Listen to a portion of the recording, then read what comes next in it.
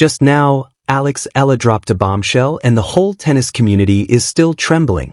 A brutal court case, a bold public outcry.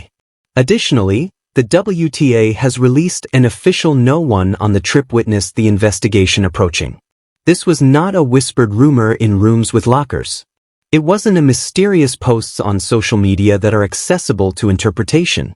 This young lady, composed, deliberate, and unquestionably angry, in front of the cameras and revealing to the world just what occurred on that court to her.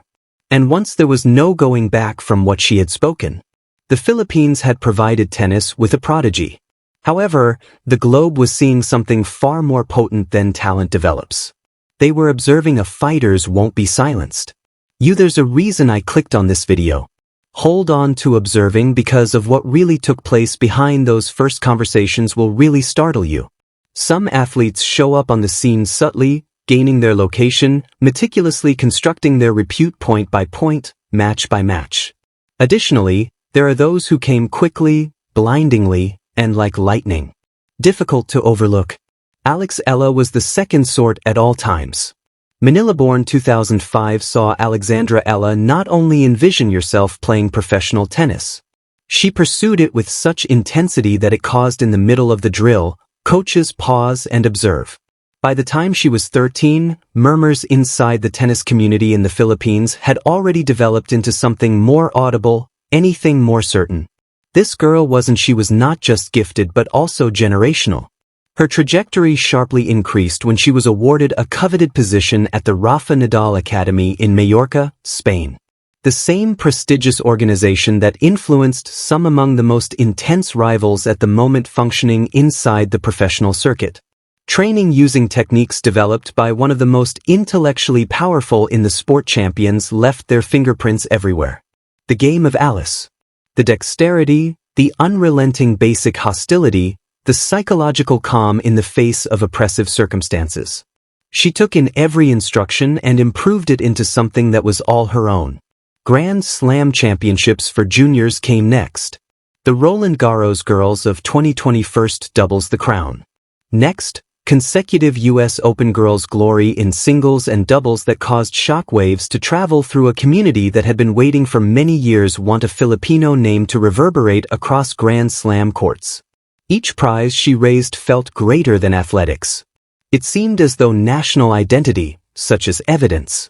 Returning home, the whole nation erupted with pride every time she entered a court.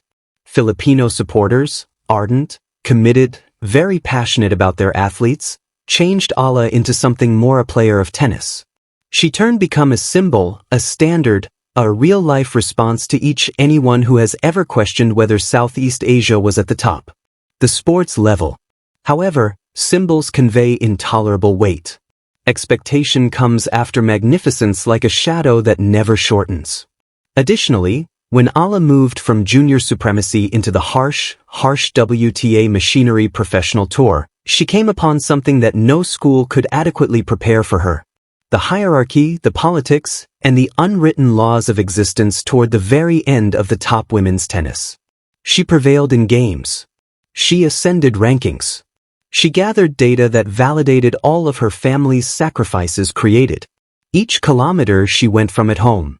She worked out every morning before dawn in a nation that was not her own. However, there were lessons on the journey that was absent from all coaching manuals. And it seemed that one specific competitor had been observing Alice's ascent, not with adoration, but with a far deeper computing. The scene was prepared. The tension was already rising under the surface. The explosion went unnoticed. Was only one game away. The competition environment conveyed that particular electric charge that only manifests when something important seems to be about to happen. That afternoon, Eala entered the courtroom. As the kind of rival who demands attention without making a demand.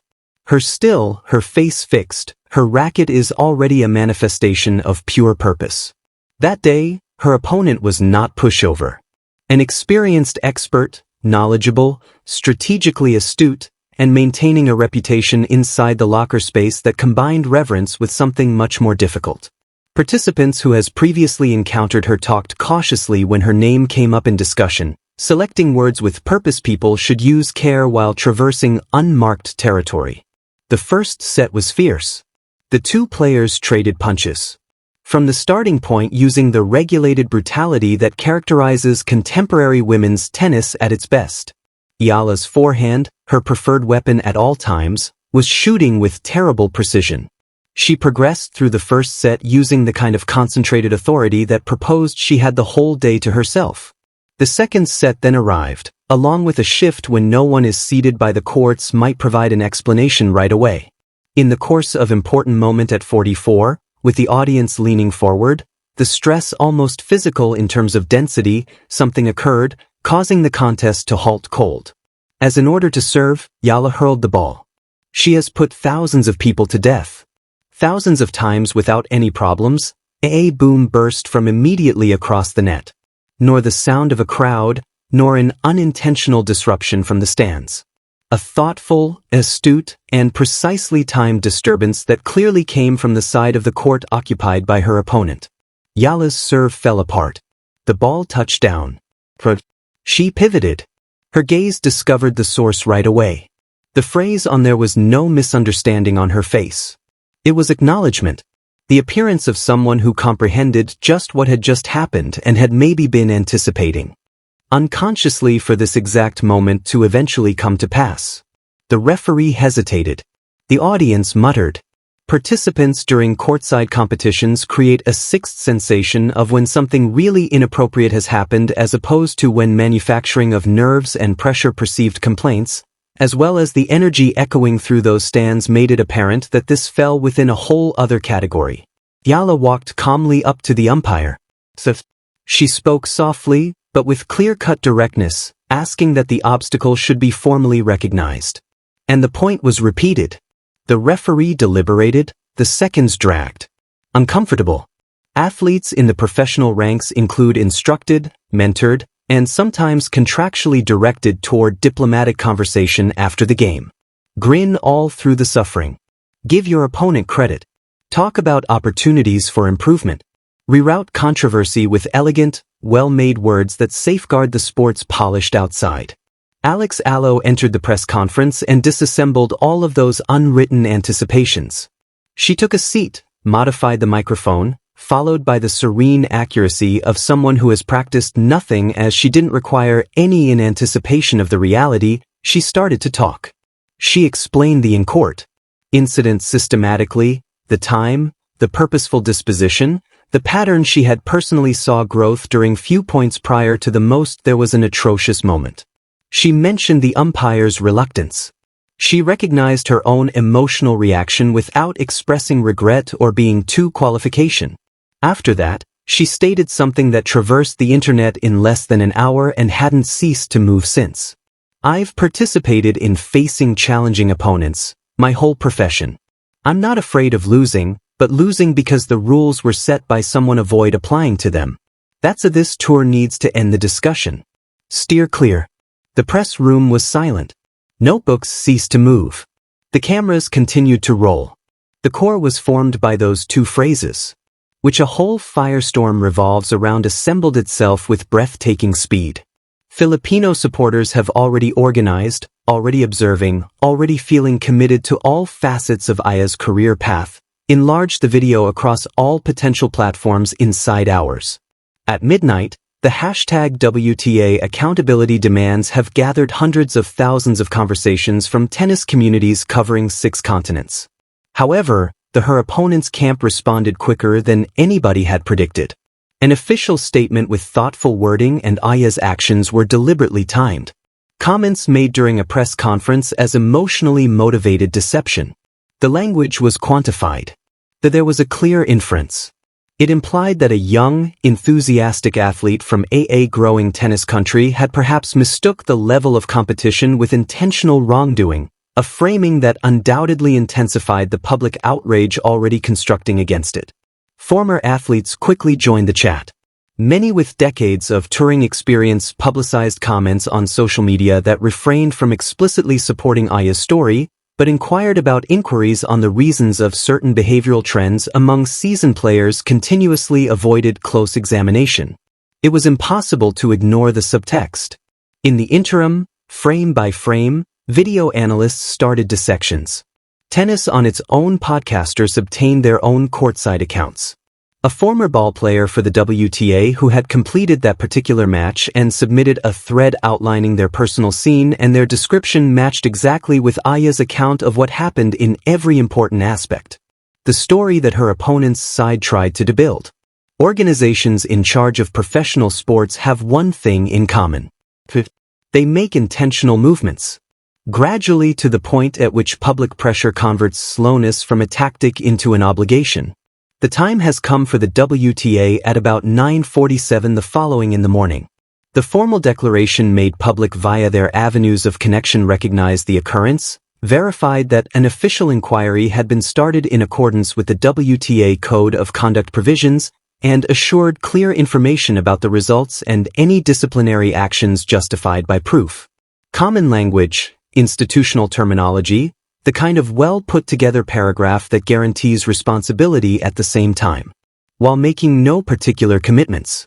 Tennis watchers who had observed the travel for several years and read in between those cleansed lines right away.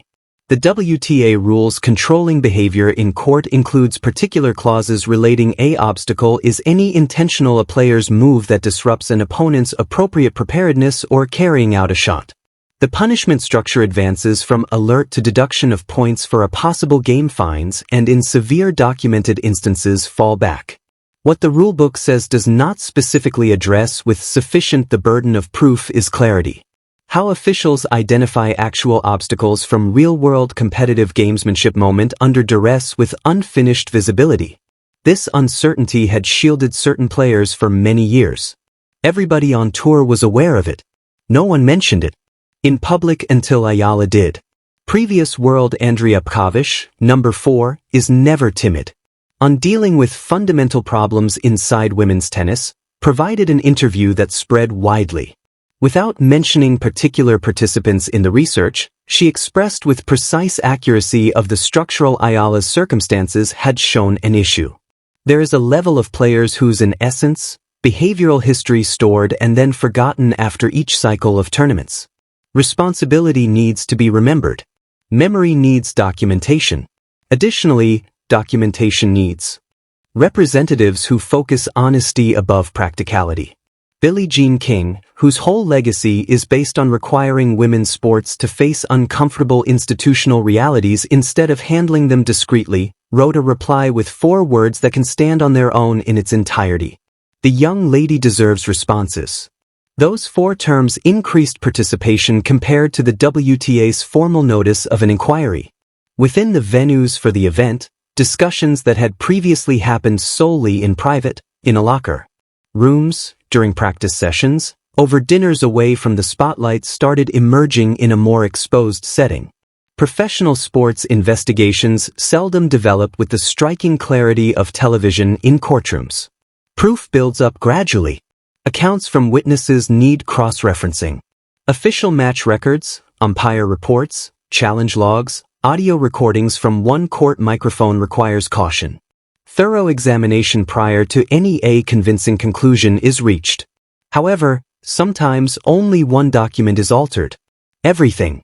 Sources acquainted with the internal progress of the inquiry, speaking in a strict anonymity in light of the delicate in relation to ongoing WTA proceedings, described the formal contest officiated by the umpire. Report as being more thorough than usual and having symbols that directly confirmed Eala's chronology of events. In particular, the report seems to recorded that the official in charge had reported the event internally in question as needing more examination, but had refused to take urgent action because to ambiguity about categorization in accordance with current hindrance procedures. That reluctance, which makes sense for a human viewpoint, professionally important from the perspective of accountability, became the main focus of the inquiry. Concentrate. There was a coach at the court during the match, not connected to either competitive participant, offered a description of their visual viewpoint on the contentious situation.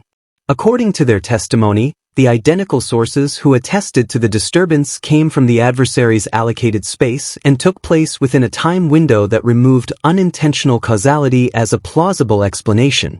More importantly, And this particular aspect toured via tennis media with specific speed. Researchers allegedly found that the opponent had amassed 3 distinct obstructions between neighboring notations across 4 prior tournament cycles.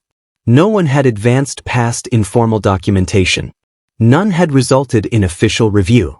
Each had gone through the typical incident reporting mechanism and submitted without escalation after that. The way Eala's pressed the indicated conference statements weren't theoretical. It was present in official documents, kept in precisely the kind of the institutional memory that Andrea Pavic has said that he was chronically not present throughout accountability procedures. A former professional traveling in the WTA, one who competed at the top level in 2 decades and now operates inside the player development, conducted an interview on tape. It was maybe the most viewed tennis-related material created that the whole month. Quietly sitting, selecting each word with clear consideration, seldom does history make an announcement with suitable ceremony. The times when really transform the culture of sports often appear in isolation. Disputes, isolated events involve certain people that seem to be about nothing at first. Bigger than themselves. Eala's conflict with her opponent over at court, her inability to handle the experience in silence, her choice to speak clearly when standing in a press room. About something that women's tennis had been getting around diplomatic silence over many generations. This was never the only roughly 1 game, 1 interruption, 1 contested the hindrance call. This has to do with each young athlete who took in a comparable experience and determined that speaking out was more expensive than remaining silent. Quite. Each athlete from a growing tennis country that has an instinctive understanding that the power structure in sports provided uneven protection based on ranking, origin, as well as institutional connections. Each contestant who came into contact with actions that went against both written laws, fundamental human dignity, and was either officially or informally recommended that a career route ahead is necessary. Forbearance as opposed to responsibility. Eala handed the gamers a unique item. And really worthwhile, a visible precedent. The WTA's inquiry finished with a formal conclusion that the incident fulfilled the technical requirements for categorization of obstacles under current code clauses. A procedure for discipline was started in opposition to the opponent. The certain fines that are private under the conventional WTA procedure was explained by sources near the proceedings as substantial and proportionate. Whether they sufficiently address the larger behavioral trend recorded across several tournament cycles continued to be a valid inquiry that the form of governance would have to respond in the months that follow. However, something more resilient than any one the disciplinary result had previously been established. Players from the WTA rating range, starting with Grand Slam advocates for those who are persevering officially recognized qualifying rounds that Eala's readiness to talk has made a new authorization. Authorization to identify experiences instead of absorbing them. Authorization to request that an official procedures operate with integrity instead of rather than practicality. Authorization to be youthful, feminine, Filipino, and unquestionably unrepentant for anticipating the rules must be applied consistently regardless of geography or repute. Returning to the Philippines, the response went beyond sport as a whole. Athletes from all disciplines, boxing, basketball, swimming, sports, and mentioned Eala's behavior as a benchmark for advocacy. Young Filipino girls attending institutions that had arranged viewing events for her matches talked about her press conference. With the same fervor that they committed to her winners with her forehand. She was a model. Something that went well beyond baseline exchanges during a competition brackets. She had demonstrated bravery with ramifications. Her ranking persisted. Rising. Her game went on. Evolving. The pairing of Nadal-Alex Isa entered the court as a single of tennis's most fascinating new skills. She left the controversy behind, encircling it as something significantly greater importance, a catalyst, a standard, an indication that integrity and excellence aren't conflicting but inseparable priorities once. The WTA looked into the sport, looked at itself, and a young lady from Manila served as a reminder of professional tennis that is silent, despite being convenient from a professional standpoint, was never truly impartial. Snorts, she decided on the truth. The sport is still making decisions. Whether to adhere to it completely. If you think that women's tennis deserves more in-depth and truthful narrative as opposed to highlight reels and coverage at the surface level, then sign up at this moment. Press the alert bell. Because each week we fall below the score lines and deliver the narratives. The sport hopes you don't notice. The subsequent one is already more contentious than this. Don't pass it up.